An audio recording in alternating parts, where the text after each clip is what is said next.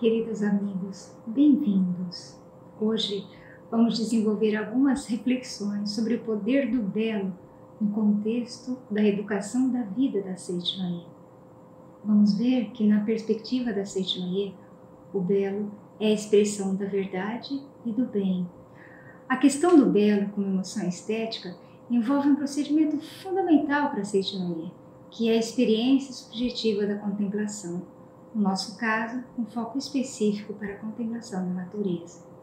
Na primeira parte, para falar desse assunto, vamos dialogar com dois tipos de leitores. Aqueles que contemplaram e produziram um poema e nós, contempladores, que vivificamos as obras a cada leitura. Os poemas revelam a beleza e as leis de funcionamento da natureza, na qual cada elemento nutre o outro, promovendo-se assim o crescimento do todo.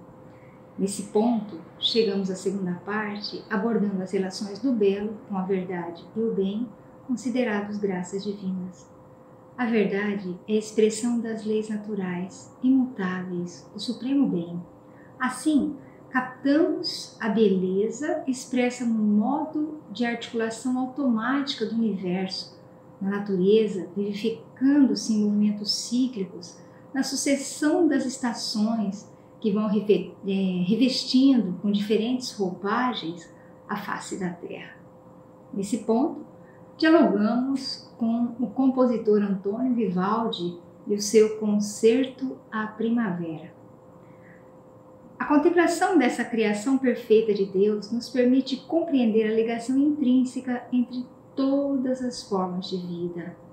Desenvolver a consciência de que a verdade, o bem e o belo são inerentes à criação e empenharmos-nos em expressar essa imagem verdadeira na condição de filhos de Deus. O estudo será fundamentado principalmente em 3 obras. São elas: o Canto em Louvor à Natureza, do professor Masanobu Taniguchi, as Orações Diárias, também do professor Masanobu Taniguchi, e preleções sobre a Sutra Sagrada Chuva de Néctar da Verdade, do professor Masanobu Taniguchi. Com alegria e prazer, caminhemos para as próximas páginas. Muito obrigada, muito obrigada.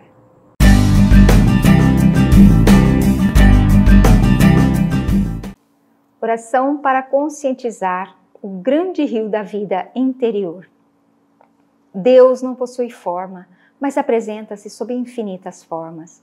Deus nada possui, mas é a fonte inesgotável de tudo o que é bom. Quando Ele se manifesta no mundo fenomênico, aparece em forma de crescimento infinito, expansão infinita, desenvolvimento infinito, progresso infinito e torna-se fartura cada vez maior. Só aquele que, orientado pela sabedoria infinita que desce dos céus como inspiração, sempre progride, cresce e se desenvolve, tornando-se cada vez mais próspero. Nada poderá impedir o meu progresso, o meu desenvolvimento e o meu crescimento, pois estou sob o controle dos princípios do progresso infinito e sob a proteção do infinito amor e da infinita harmonia de Deus. Assim como as ondas avançam do vasto alto mar para a praia, a minha vida palpita forte e incessantemente, recebendo a pulsação que vem do oceano da grande vida. O oceano da grande vida é justamente a fonte da minha força vital e por isso jamais envelheço, jamais me canso. Avanço, progrido e cresço sempre cheio de vitalidade. A vida infinita aloja-se no meu interior e me revigora de dentro, fazendo-me progredir em todos os sentidos. Um imenso rio da vida flui no meu interior, donde está sempre a nascer nova força vital, inesgotavelmente. A corrente do meu rio da vida origina-se da elevada e pura montanha sagrada da grande vida e irriga a minha cidade da vida. Ela é água de amor, sabedoria e vitalidade. Quem conscientiza essa corrente jamais há de envelhecer, jamais há de se cansar e sempre recebe nova vitalidade. Juntamente com Deus, sou um ser sempre novo. Sendo Deus sempre novo, também sou sempre novo. O passado de tristezas e sofrimentos já se foi. O que passou já não existe mais. Sem segurar na mente os sofrimentos que já não existem, sigo firmemente em direção à luz. Neste momento, conscientizo a existência do ser infinito dentro de mim. Conscientizo no meu interior a presença de Deus, que é progresso infinito, expansão infinita, desenvolvimento infinito, força infinita, saúde infinita. Agradeço profundamente a Deus por ter me revelado esta magnífica verdade. Do livro A Verdade em Orações, volume 1, páginas 122, 123. Muito obrigada.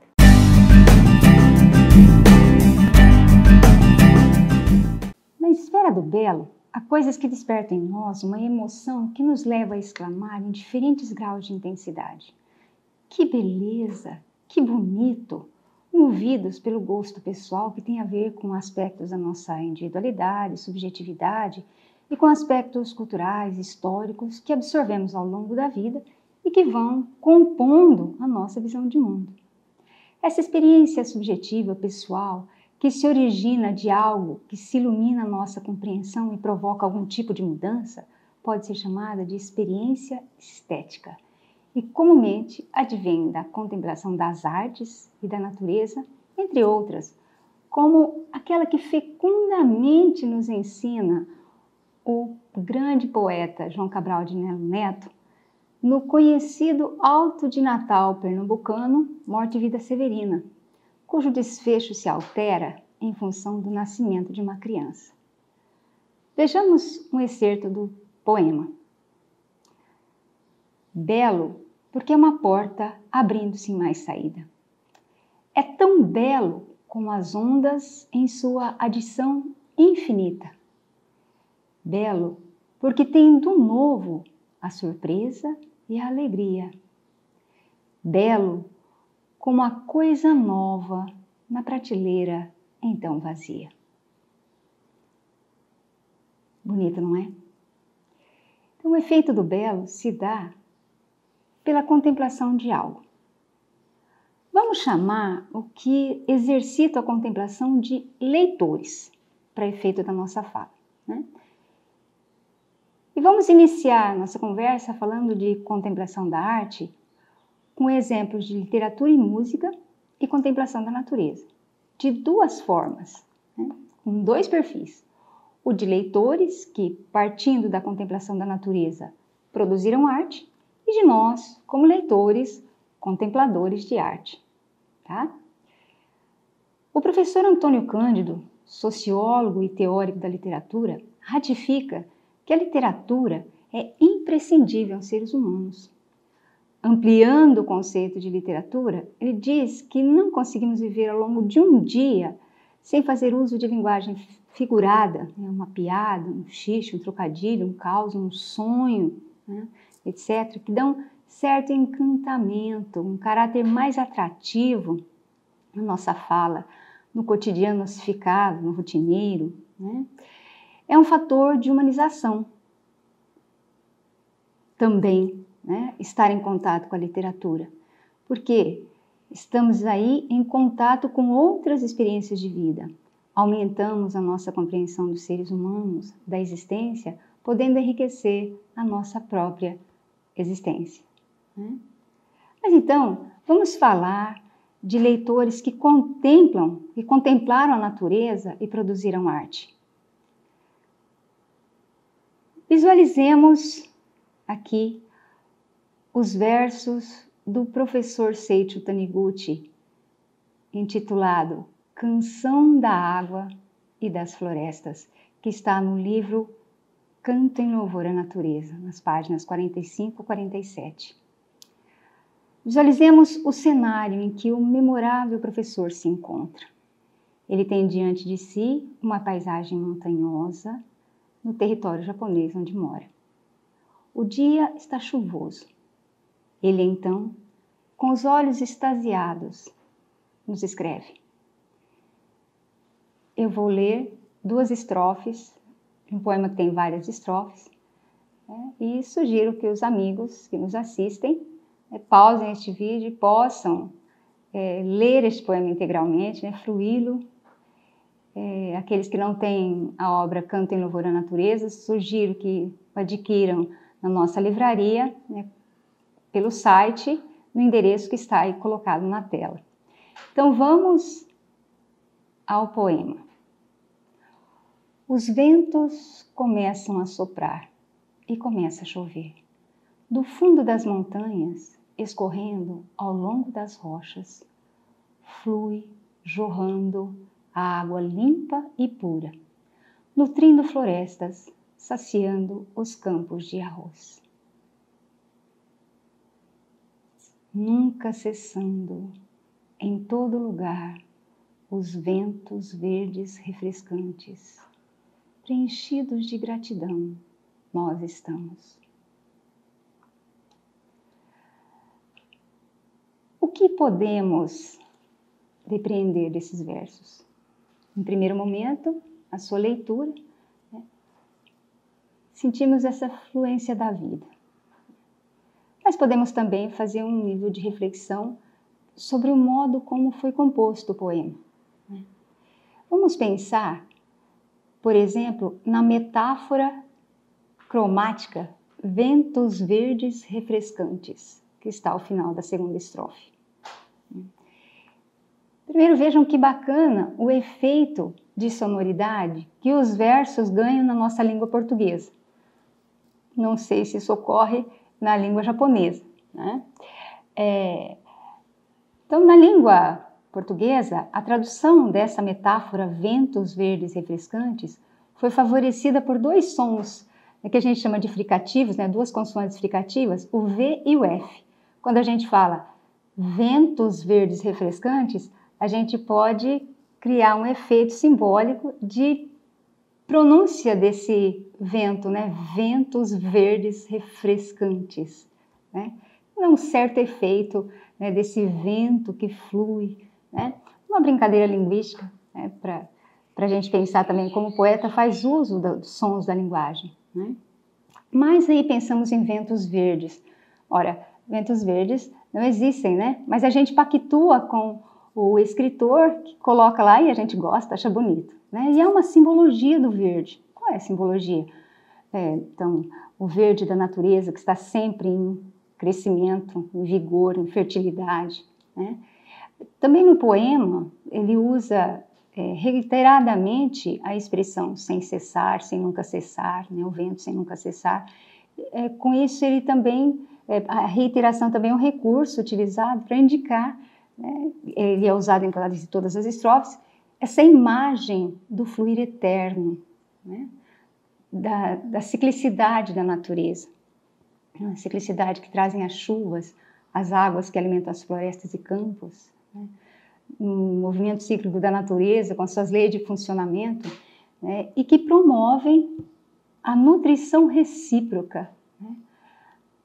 Um elemento da natureza vai sendo responsável pela alimentação do outro. Todo esse movimento, né, vai sendo provocado por um sazonamento, né, o fluir das estações, né? Então, o mundo natural, segundo esse poema, né, está articulado no sentido de que um elemento auxilia o outro no espírito do que foi chamado vivificar mútuo pelo professor Masanobu Taniguchi, né? Lá no livro Canto em Louvor à Natureza. Mesmo os animais, né, aí a gente extrapola um pouco o poema, mesmo os animais, segundo a cadeia alimentar, nutrem-se uns aos outros. E o professor Masanobu nos explica, neste livro Canto em Louvor à Natureza, isso não é bem e não é mal, né? Os animais, eles não têm ganância para querer matar as espécies a fim de acumular provisões, por exemplo, né? Eles têm um instinto de sobrevivência e se alimentam, né, dos animais, das presas, né, do que eles vão conseguir caçar, e sentem-se satisfeitos com isso até a próxima refeição. Então, vamos pensar sobre isso, né, sobre essa lição da natureza. Se a gente transpuser essa lição para o cotidiano humano, né, não significa que a gente também vá matar uns aos outros, né, se pensarmos nessa cadeia alimentar aí. Mas, para além do instinto de sobrevivência, somos dotados de consciência para desenvolver mecanismos que promovam o nosso crescimento e o de outrem, de ajuda recíproca, de crescimento mútuo, liberando a nossa mente de egoísmo, inveja, apego, que impedem a livre expressão da nossa saúde, prosperidade e alegria. Vamos ver aí no slide, então, o que nos diz o professor Masanobu Taniguchi. Se vedes seres viventes devorando-se uns aos outros, é porque vossa crença não está de acordo com a criação de Deus. Quando o espírito do vivificar mútuo expande-se em vosso interior e se reflete em vossa vida diária, esse vivificar mútuo também se expande no mundo dos seres viventes. Então, essa é a grande reflexão. Precisamos, então, acreditar no mundo da criação de Deus, compreender o mundo da criação de Deus, o modo como ele foi articulado, de maneira que o nosso conceito de vida esteja sempre em função do outro, né, na unidade que nos constitui. Mas falando em leitores, contempladores de arte e produtores de arte, eu não poderia deixar de trazer aqui algumas águas brasileiras, né, pelos olhos de um outro fecundo leitor, o bispo catalão Pedro Casaldáliga, que navegando nas águas do rio Araguaia, nas proximidades da cidade de São Félix do Araguaia, estado de Mato Grosso, também quis eternizar a sua beleza em versos, né? Então ele escreveu um poema chamado Beleza Perfeita. Eu apresento também um excerto aqui deste poema, Beleza Perfeita. Quero escrever a alma desta hora, como quem prega na lapela de festa a borboleta última, creme, limão, canário, que acaba de pulsar entre meus olhos, bêbados de formosura. A beleza perfeita dessas águas amigas, a vida exuberante da floresta múltipla. Revoa um papagaio travesso de alegria. Cruzamos ilhas, enseadas, lagos. As nuvens laças dão ao rio quieto um tom de transida madrepérola. E o sol de Mato Grosso se faz tíbio para não calcinar tanta beleza. Foi um poema retirado da obra Antologia Retirante, de 1978. Está na página 43. Então, o que diz o poeta? Olhem, quero captar a alma desta hora. Captar não propriamente os elementos do cenário, na sua existência, ali comum, cotidiana, mas todo o conjunto vivificado pelo entusiasmo do próprio olhar do poeta, né? Bêbados, os olhos do poeta, né? Bêbados de formosura. Em que medida os olhos, né, podem ficar bêbados de formosura? Então, esse encantamento, né, essa mágica, né, que verte do próprio poeta, né, do sentimento de contemplação da natureza, daquilo que ele capta, da sua integração à natureza, né? Então, e nesse momento que ele percebe, até o sol de Mato Grosso, né, famoso por sua intensidade, ameniza-se para não macular, prejudicar essa beleza. Na oração feita pelo professor Masanobu Taniguchi, né, oração para glorificar a verdade, o belo e o bem inerentes a Deus, que vamos estudar adiante, o professor Masanobu nos diz: o universo está repleto de suas sublimes graças, graças de Deus, que são a verdade, o bem e o belo. Não posso vê-las com meus olhos físicos, mas sinto-as ao captar a vibração da vida que percorre o âmago de minha alma.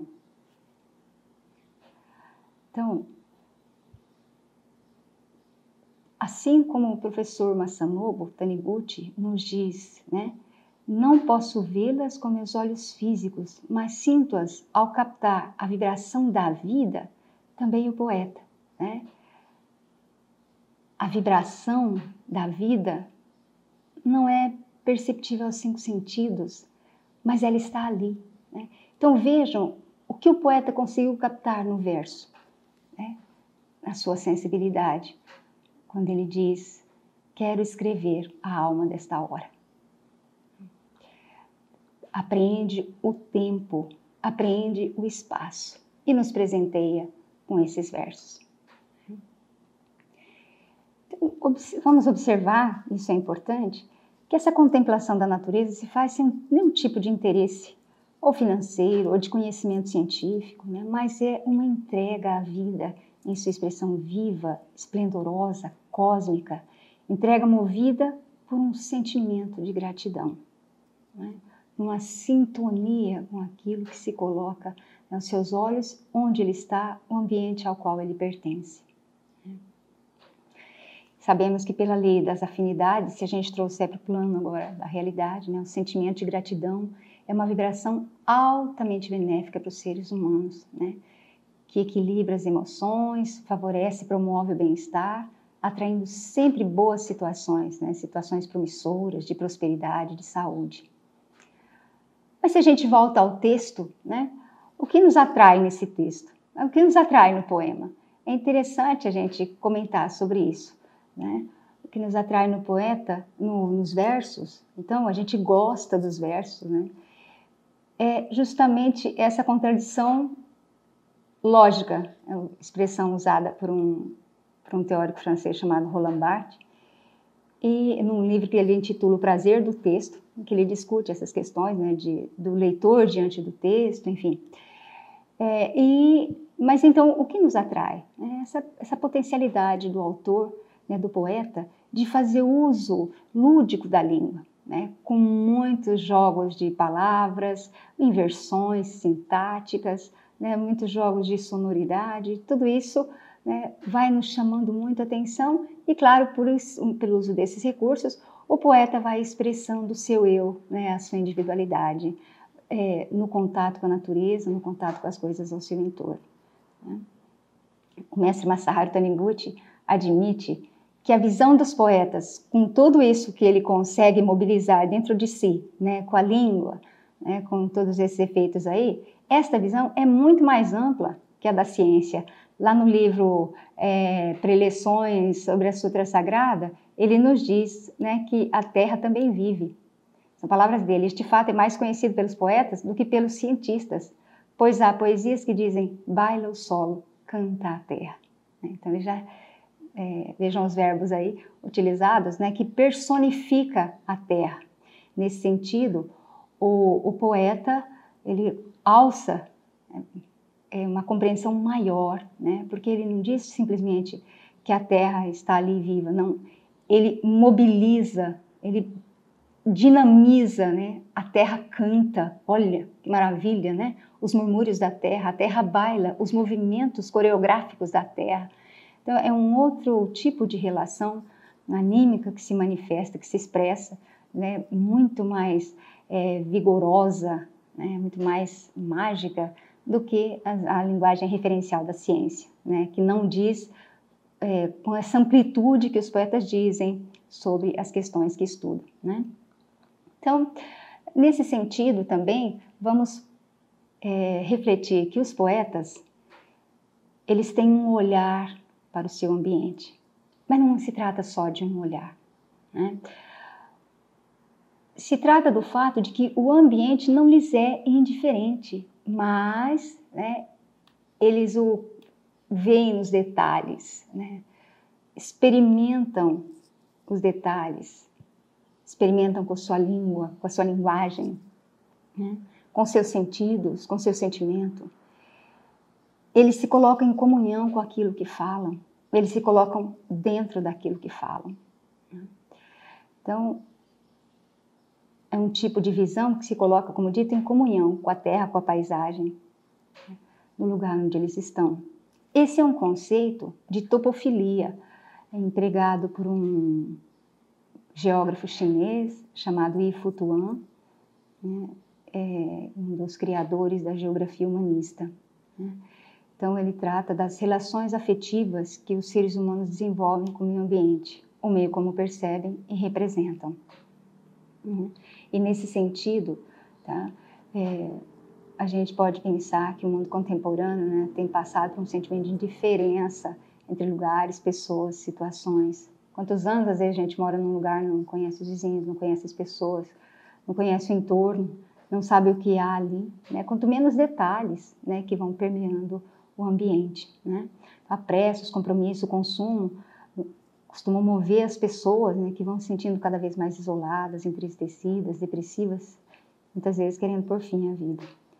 Então, esse exercício da arte é um meio por excelência para a conscientização do lugar e do papel do homem no mundo, né? O exercício de contemplação, olhar o outro, olhar o que está no seu entorno, né? Nesse ponto da nossa conversa, né, vamos refletir então sobre a perspectiva do belo, segundo a educação da vida proposta pela Seiichi Noye. Em seu poema, o professor Seiichi mostra um modo de funcionamento cíclico da natureza. As chuvas que nutrem as florestas, nutrem os campos de arroz, né? Aqui começa então a conexão filosófica que a Seiichi Noye faz do belo com a verdade e o bem. Vamos ler novamente o excerto da Oração para glorificar a verdade, o belo e o bem, do professor Masanobu Taniguchi. Vejam aí. Neste momento, coloco-me diante de Deus e contemplo a imagem verdadeira do universo. Deus, o Senhor, é o único Criador que fez surgir o universo. Pela ação de sua mente, o universo foi formado. Portanto, o universo está repleto de suas sublimes graças, que são a verdade, o belo e o bem. Não posso vê-las com meus olhos físicos, mas sinto-as ao captar a vibração da vida que percorre o âmago de minha alma. Então, né, já dissemos que uma medida o professor Masanobu fala em captar a vibração da vida. A vibração da vida que está em mim, em você, em todas as coisas, indistintamente e intrinsecamente. Bem, aí, né? Agora, vamos pensar que para contemplar um aspecto do texto, né, a imagem verdadeira do universo, este eu narrador, né, se coloca no lugar da emissão das vibrações. Então veja só, na esfera de Deus, liberto de todo interesse. Vejam só as expressões que são usadas no texto, né? Olhem aí no slide. Coloco-me diante de Deus e o contemplo. Olha só, aconchegado ao colo de Deus, expresso as suas sublimes graças. Envolto pelos braços de Deus, medito sobre as transformações que ocorrem na natureza. Então, olha, coloco-me diante de Deus, aconchegado ao colo, envolto pelos braços. Vejam que padrão de excelência do Filho de Deus estar ao lado do Pai, de seu Pai, de Deus, entregar-se para que, junto com Ele, né, possam observar a sua criação. Então, devemos sempre estar junto com Deus, em todas as situações, né? Glorificar esse Deus, vivificar esse Deus, que não está em lugar alheio, mas está aqui, né, ao meu redor, dentro de mim. Então, sempre que nós formos fazer leitura de um texto, uma boa dica é observar essa perspectiva do narrador, né, de quem está falando, de quem está enunciando, de que lugar ele fala, né? A partir deste lugar, né, a mensagem pode se tornar diferente, né? Bom, mas então, na sequência da oração, prestemos atenção no que ele vai dizer, né?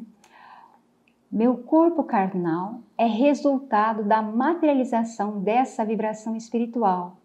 Por isso, norteando-me pela lei segundo a qual o corpo carnal também é reflexo da verdade, sigo o caminho da evolução para melhorar cada vez mais, expressando o belo.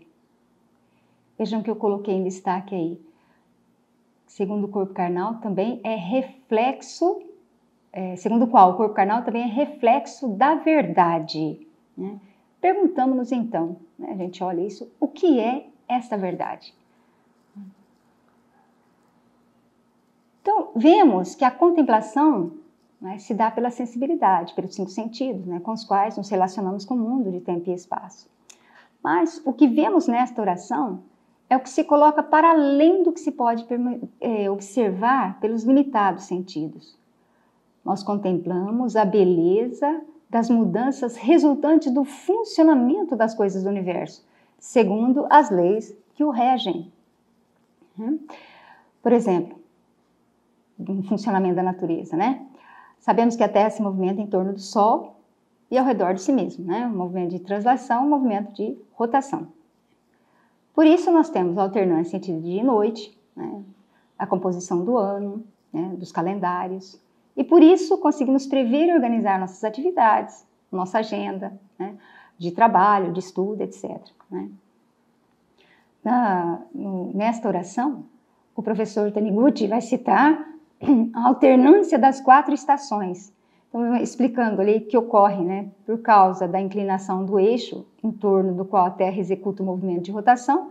Não se sabe a razão dessa inclinação, mas sabe-se que a inclinação e o curso do tempo vão dando origem às 4 estações. Ele vai falar ainda do inverso, do inverno, né, da neve que substitui as chuvas, da terra coberta por um manto prateado, uma bela expressão, um manto prateado, né, nesse período, né, de inverno, né, da neve que se estende, né, a geografia, dos animais cobertos por espessa pelagem, uma providência da natureza, né, das aves que vão migrando de um continente a outro. Né? Bom, com base nesses dados, o professor chega a conclusões sobre a verdade. Vejam bem, e aí nos dá essa resposta. Né? Vejam, as leis naturais, que são a expressão da verdade, mudam a temperatura da superfície da Terra. E os seres vivos, para se adaptarem às mudanças climáticas, mudam de aspecto, diversificam-se quanto aos hábitos e, com isso, manifestam o bem sob a forma de ordem e expansão. Além disso, nesse processo de mudança, revela-se a beleza infinita. Né? Olhem só, temos aí a verdade, eis a verdade. As leis reguladoras do universo que, de modo constante e harmonioso, fazem com que tudo funcione para tornar possível a vida na Terra. E aqui chegamos à compreensão do belo com base nas relações com a verdade e o bem referidos no início da palestra. O professor diz: o belo do mundo natural surge em conformidade com a lei e a ordem. Aproximando-se o inverno, as árvores soltam folhas que não estão morrendo, mas preparando-se para a chegada da primavera. Quantas folhas irão germinar? Então, meditando sobre as graças divinas, a verdade, o bem, o belo, o professor Masanobu percebe a sua missão e agradece ao fato de seres humanos serem dotados de consciência e capacidade de compreender a grandiosidade dessas graças divinas, de perceber, né, conscientemente a existência de Deus. Ora, então agora, né, vamos pensar, né, em 2 aspectos do que foi dito. O primeiro deles, quando ele diz, né, no sentido de imitar Deus, né, de imitar da criança, né, olha, a criança conhece o próprio pai e o imita para se desenvolver. Então, assim como essa criança que o imita. Vamos pensar nesse sentido de imitação, né? A imitação com a consciência da verdade, do belo e do bem inerentes a Deus, né? Assim, o ser humano procura se desenvolver. Então, vamos pensar nesse conceito de imitar, nessa ideia de imitação.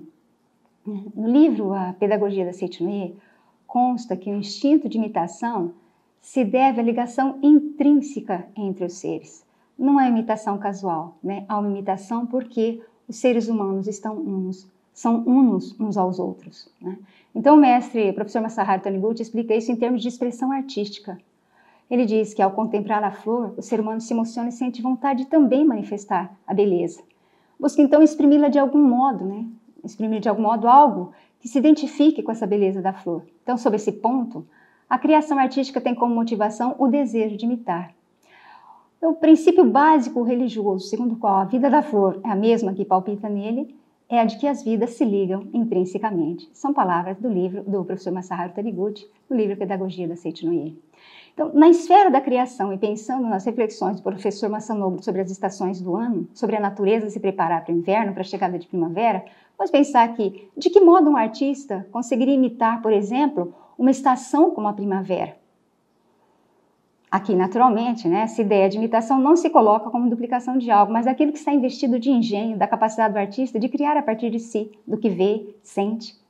Pois acreditam que um artista italiano chamado Antonio Vivaldi, compositor de óperas, regente, cenógrafo, fez isso, imitou a natureza, imitou as estações do ano.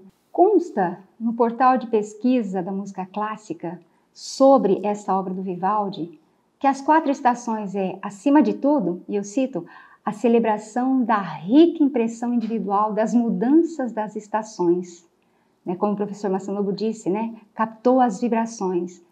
Então, foi dita a celebração da rica impressão individual das mudanças das estações, de cada estação, evocando o universo inteiro de emoções associadas a ela. A obra, então, essa obra, a gente pôde perceber, ela revela uma explosão de alegria da fauna e da flora nesse período sazonal, a primavera. E olhem, cada vez que você ouve este canto, a primavera retorna. Pense nisso, tá? Temos que frequentar as obras para que elas renasçam a cada dia, a cada leitura. O mestre Masaharu Taniguchi, em algum momento da sua obra, nos diz que Deus expressa sua alegria em cores e barulhos da natureza, nos cantos dos pássaros, nos murmúrios das águas, da chuva, dos ventos, das folhas. E os seres humanos devem ter ouvidos de ouvir, ouvidos com consciência para fruir, integrar-se e se alegrar com essa beleza. E estaremos aqui, ouvindo, nesse sentido, o que nos constitui, pois a vida humana também se constrói como um processo criativo, como diz belamente o professor Masanobu Taniguchi, lá no Canto em Louvor à Natureza. Vale a pena ler esse livro, Vale a pena este canto. Ele diz assim: o nascimento da vida fenomênica na face da Terra e o seu processo de prosperidade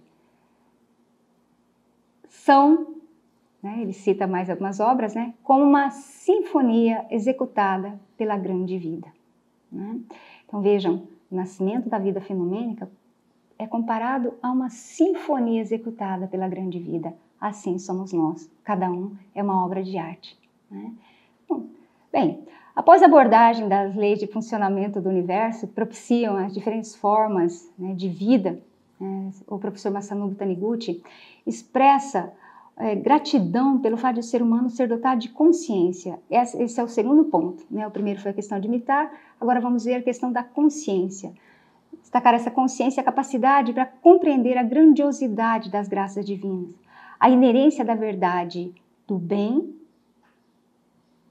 do belo na criação de Deus. E fazendo parte dessa criação, procura manifestar essa imagem verdadeira. Este é o supremo ensinamento do anjo para o querubim, lá no Canto em Louvor. O de compreender, sentir gratidão e expressar a verdade, o bem e o belo, pela expansão da consciência. O anjo assim nos ensina. O propósito da consciência individual é conhecer profundamente a si mesmos, é tornar-se consciente da sua natureza original, que é a de filho de Deus. O propósito da consciência individual. Senão teríamos uma consciência coletiva, mas somos dotados de consciência individual.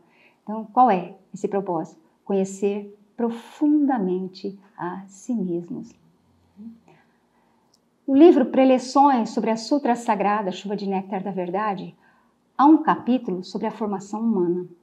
Este capítulo já é iniciado com o excerto da Sutra Sagrada que diz: conscientizai a natureza verdadeira de vós próprios. No mundo da imagem verdadeira, Deus e homem são um só corpo. Então vejam que na Seiichi no Ie, a teoria acaba se tornando oração. Orações esclarecedoras. Um ponto crucial da iluminação espiritual está em conseguirmos negar tudo que não seja o homem real. O homem bom, harmonioso e perfeito. A verdadeira formação humana vai ser alcançada quando a pessoa sofre mudança passando por essa negação. Negação do sofrimento, do pecado, da morte. Conta-se que há um bonzo de nome Zuigan, nessa passagem das preleções, né, sobre a Sutra, que evocava frequentemente, né, o dono de si próprio, né, para chamar esse homem real. Ele dizia, meu dono, meu dono. Então, também, na Seichonei, nós reverenciamos, né, nas reuniões, na recepção das pessoas, né, reverenciamos as pessoas para extrair também essa imagem verdadeira delas, né? Vamos ver com um fragmento do Preleções para a gente perceber uma orientação sobre o ato de contemplar, né? Então está dito aí, a imagem verdadeira é a perfeição originária do homem, mas essa perfeição só se manifesta quando contemplada. Eu preciso contemplar. Contemplar, diz o mestre Masaharu Taniguchi, é visualizar fixamente a imagem verdadeira com os olhos da mente, concentrando nela o pensamento. É efetuar a sintonização mental. Por mais que o sol esteja brilhando, não veremos o seu brilho se continuarmos com os olhos fechados. Então, contemplar fixamente, eis uma orientação, né? Concentrando na contemplação o pensamento. Contemplar a imagem verdadeira, né? Fixamente, devotadamente. Mas a contemplação, né? Se pensarmos que a contemplação é uma técnica para a extração da imagem verdadeira, para o alcance da imagem verdadeira, há uma outra maneira também que o mestre Masaharu Taniguchi nos orienta, bastante dinâmica, né? Que se dá, feita por meio da conexão intrínseca entre o corpo, palavra e pensamento, num processo intenso de formação de leitor, como já dissemos, né? E que está dito lá na Verdade da Vida, volume 3, na página 149. O mestre nos diz, para se penetrar na imagem verdadeira da vida de corpo e alma, não se deve tentar ler este livro apenas com a cabeça, ler-se-á com a alma e o corpo, ler-se-á com a voz, ler-se-á com os olhos, ler-se-á emitindo a voz, ler-se-á dissolvendo o corpo, o próprio ser no ritmo dessa voz, e tomando serenamente a postura de oração, praticar-se-á o Shinsokan. E terminada a prática, quando começar a se movimentar, estar-se-á vivendo a vida de Deus, o amor, né? Então veja a orientação do mestre. As leituras, estas leituras dos livros, né, elas não devem ser feitas de qualquer modo, né? Então é muito importante que nessa técnica a gente coloque também a nossa emoção. Olha, ler com alma, ler com o corpo, ler em voz alta, ler com os olhos, ler com a voz, né? Dissolver o próprio ser no ritmo da sua voz, no ritmo da voz. Então essa também é uma orientação, né, que o professor nos dá, né, uma técnica, que também é uma técnica de contemplação, mas de um modo diferente, né, de procedimento, tá? Então, com essas orientações, a gente pode concluir que a Seichinoye está cumprindo o papel fundamental de estimular as experiências estéticas, de educar a sensibilidade, formando leitores, aqui estamos chamando leitores, né, todos aqueles que contemplam, que leem, que fruem a arte, que fruem as obras, né, leitores com capacidade de promover a própria evolução e a do mundo ao redor, refinando seus espíritos em direção a um viver sustentável, né, um viver provido de alegria, de vigor e beleza. Para finalizar, retomo o que disse antes, né, que falaremos sobre a contemplação da arte literária e musical e da natureza, né, com dois perfis, né, o de leitores que, contemplando a natureza, produziram arte, né, e aí falamos do professor Seicho, do bispo Casaldáliga, falamos do compositor Antônio Vivaldi. Mas também, né, no outro perfil, o de nós, leitores, contempladores de arte. Então, sobre nós, leitores, contempladores de arte, tentei falar por meio aqui de uma oportunidade viva de percorrer versos e linhas musicais, né, estimulando o belo que há em cada um de nós. Agradeço a oportunidade de estar com vocês. Muito obrigada, muito obrigada.